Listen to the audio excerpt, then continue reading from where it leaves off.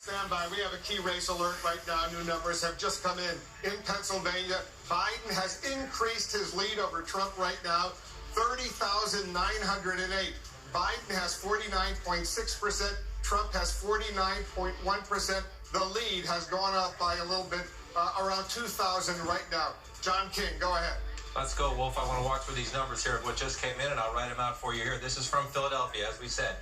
The vice president and Democratic nominee, former vice president Democratic nominee, gets 2,431 of these votes. The president of the United States in Philadelphia gets only 356 of these new votes. That is 85%. 85% of these votes. 85%. So let's look at the significance of this. Again, number one, it adds to that statewide lead. It gets Joe Biden above 30, heading to 31,000. That is what we have been looking for, consistency in the trajectory of the count, because you see, 3.33 million count, 3.308 million count.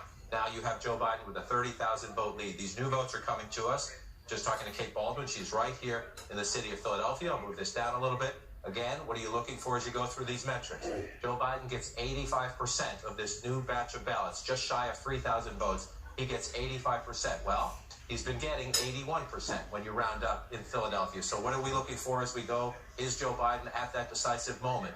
Is he continuing to match or exceed the percentages he is getting? That is critical as you start to build your statistical model, as you take more votes off. Now under 100,000 votes left to be counted in Pennsylvania. So 2431, that's 85%, right? I'm going to move this off now and put it into context. So Joe Biden adds to his lead in Pennsylvania by running it up more in Philadelphia. We know we have more ballots coming shortly in Allegheny County as well. The rest of the outstanding ballots, the overwhelming majority of them, right down here, southeast Pennsylvania, in this blue collar, right around this part of the state.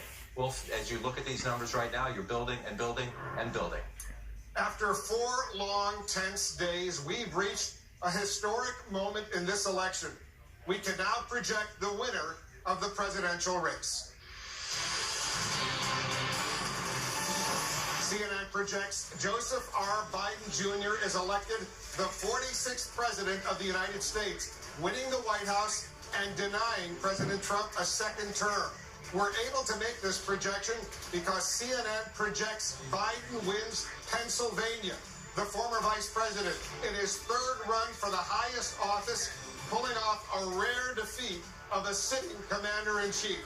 With this victory, Kamala Harris is set to become the first woman and the first person of color to be the vice president. Again, CNN projects Joe Biden will become the 46th president of the United States. And Jake, he is now President-elect Joe Biden. What a moment in history. We have all been waiting on the edges of our seats since Tuesday. It is the end of a tumultuous presidency, a time of some accomplishments, no question, a time where many Americans throughout the country and shuttered steel towns and in rural America, they felt, for the first time, they felt heard, which is important, but it is also, Wolf, it has also been a time of extreme divisions. Many of the divisions caused and exacerbated by President Trump himself.